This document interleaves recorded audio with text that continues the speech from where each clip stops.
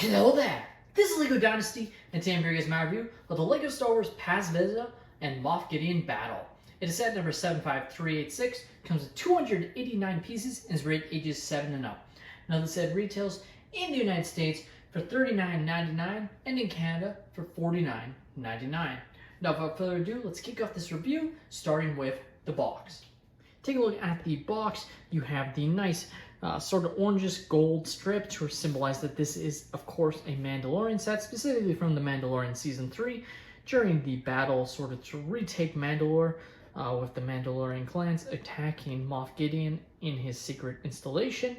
So you have, of course, Paz Vizsla facing off against the two Imperial Praetorian guards, along with Moff Gideon coming in.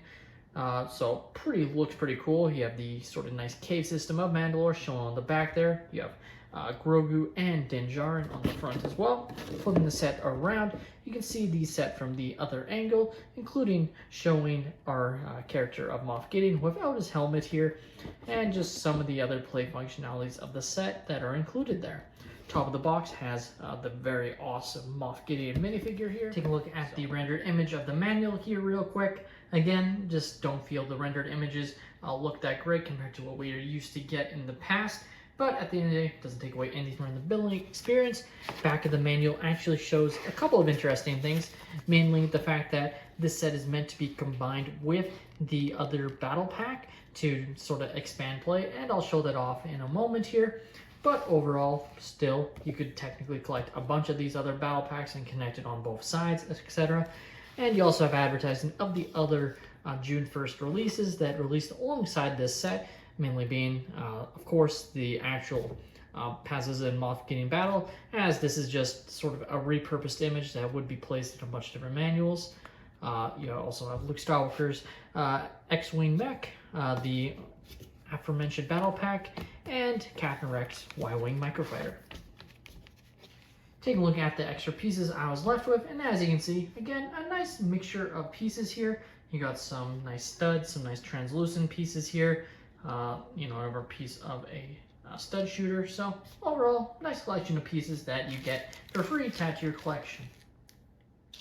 Taking a look at our first minifigure, and arguably the highlight of the set, we have Moff Gideon in his pseudo Mandalorian armor here, his Beskar armor. This is definitely meant to evoke Mandalorian armor, but just kind of with his own taste. And man, what a gorgeous minifigure, I have to say. From the torso to the belt to the leg printing, just outstanding. No arm printing, which to me is the only miss on this figure. Like, I know this is a $50 set, but if they included that, would have just made this a top tier minifigure of all time, in my opinion. You do have this nice sort of jetpack mold here with this nice tile piece that is printed, which looks excellent, I have to say here. Now you can take off his helmet, of course, to reveal his new face print, which doesn't include his mustache, which is accurate, as of course he was clean shaven in The Mandalorian Season 3. You also are included with a hairpiece, which is perfect. Definitely glad that they included that, as it definitely completes the look. Does have a double-sided face here, as you can see. And I will just take off his head just to show off the back printing here. So just those clip pieces, and back printing's not too crazy, but still some nice detail there, and just excellent. And showing off this jetpack piece here, which is as far as a more brand new mold here, also used for the sort of Imperial Super Commandos in the Battle Pack set, but just really nice detail here, and really, really awesome. Overall, this is, like I said, this is a great minifigure in this set, and the mold, the fact that they didn't repurpose the Gar Saxon armor helmet and actually made a unique one is awesome to see from LEGO here. You gotta give them props when they actually go out of their way to make new stuff, and this one definitely needed it, and they've delivered. Next up, we are left with two Praetorian guards. Now these are sort of what I would classify as the first generation Praetorian guards compared to what we see in The Last Jedi. And overall though, really, really unique and great figures. I think they did a really great job capturing the look. I actually think they really honestly could have used some wastegapes on these figures. Obviously LEGO has sort of abandoned wastegapes.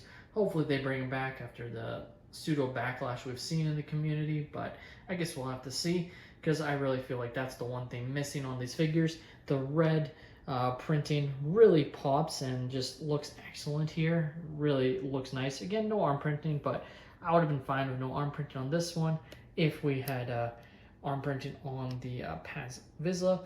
Now it is an all red head, which is pretty cool, I have to say. And I actually like that it's red rather than black, because I think the black would have it wouldn't have fit, you know. So you also have this, you know, sort of electro staff sort of weapon that they are using. Really, really cool. Kind of reminds me of what, of course, the Magna Guards had in the prequel era.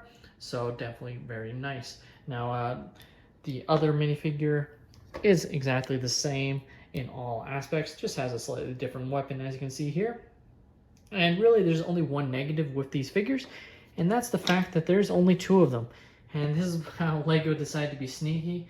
So they included a third Petoran Guard, but it's in the upcoming LEGO Advent calendar. So if you want to get a third one to really complete the scene, you basically have to spend an extra $40 to $50 depending on where you live. I believe it's it might even be $50 in the US and $60 in Canada now to get the Advent calendar. So a little bit scummy.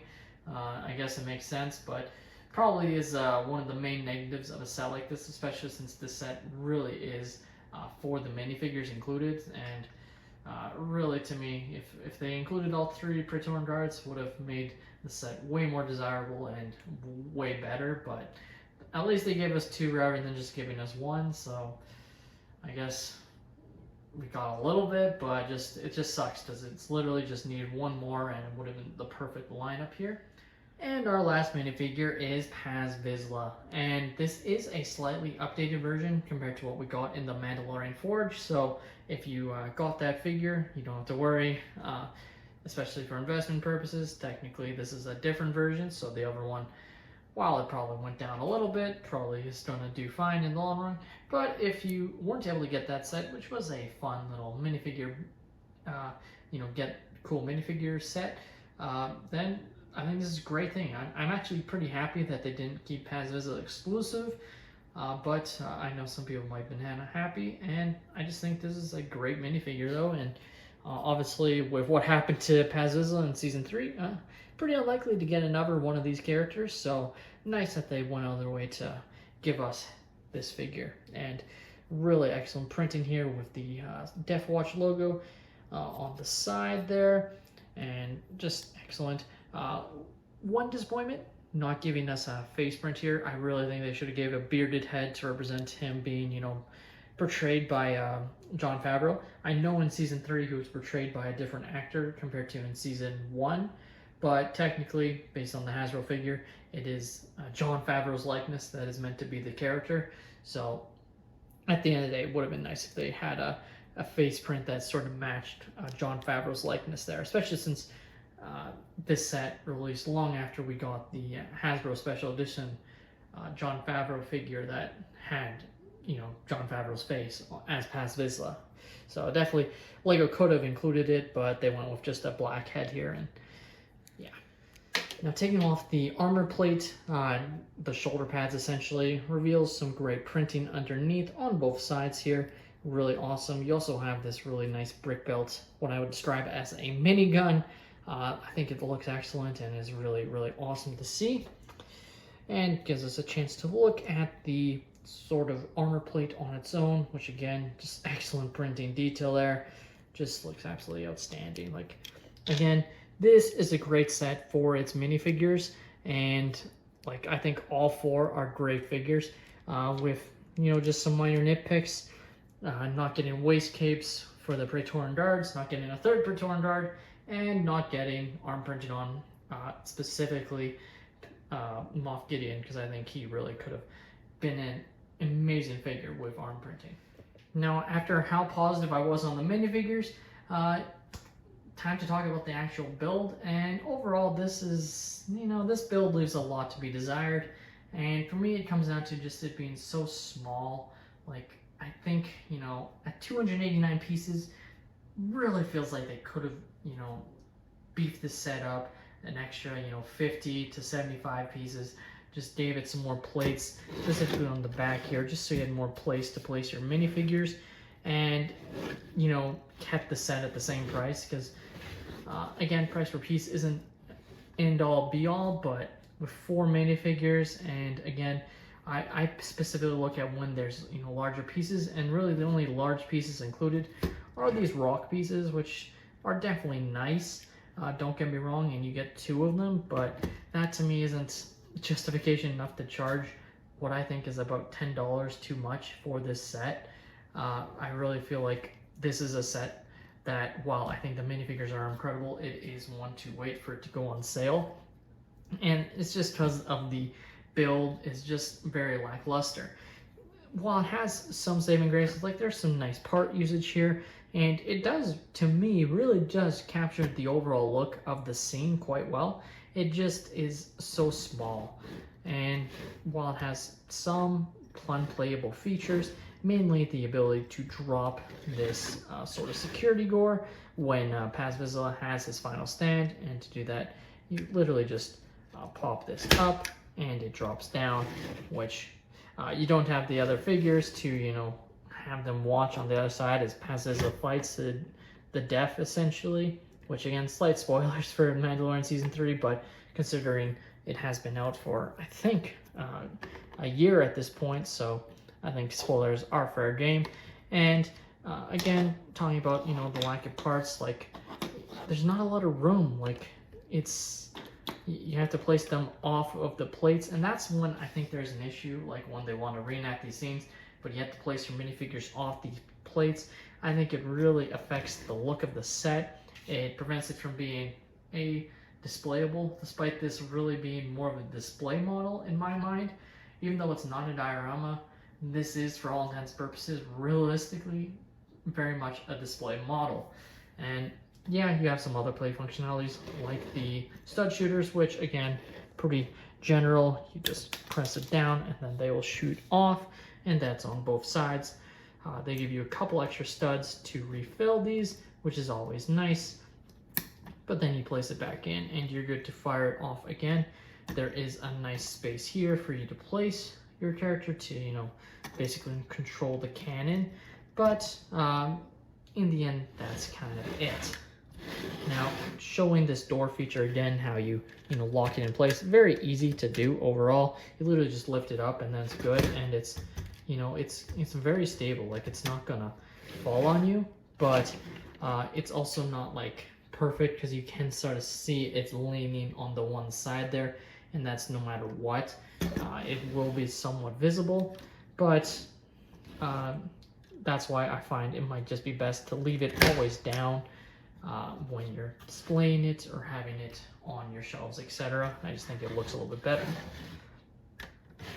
Now, there are a couple of clips on this set, mainly right here. You have this part here that you can clip onto, and then you have this other clip here, right here, that you can also attach, which is meant to be attached to the Mandalorian and Imperial Commando battle pack, which I will show off now.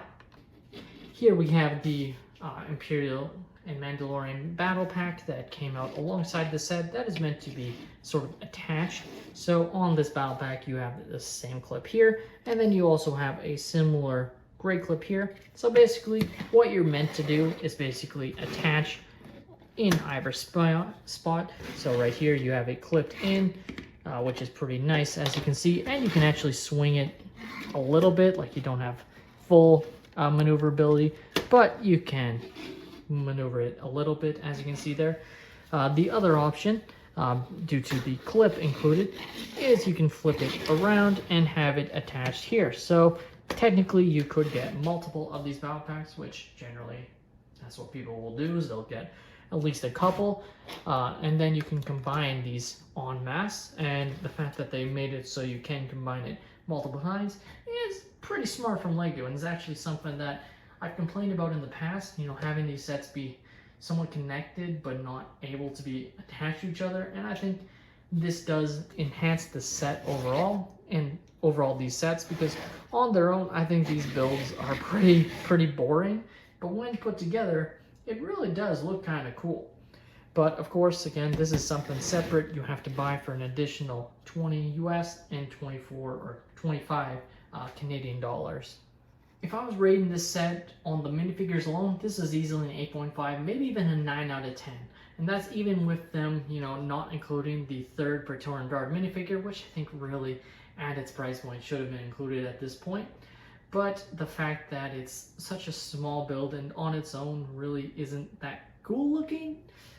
It's really just, you know, it's fine. It's decently accurate to the source material, but I just feel like they could have added an extra 75 pieces, kept it at the same price point, just added a couple extra plates on the front and on the back here, just to give it a little bit more space. I think really would have helped this set.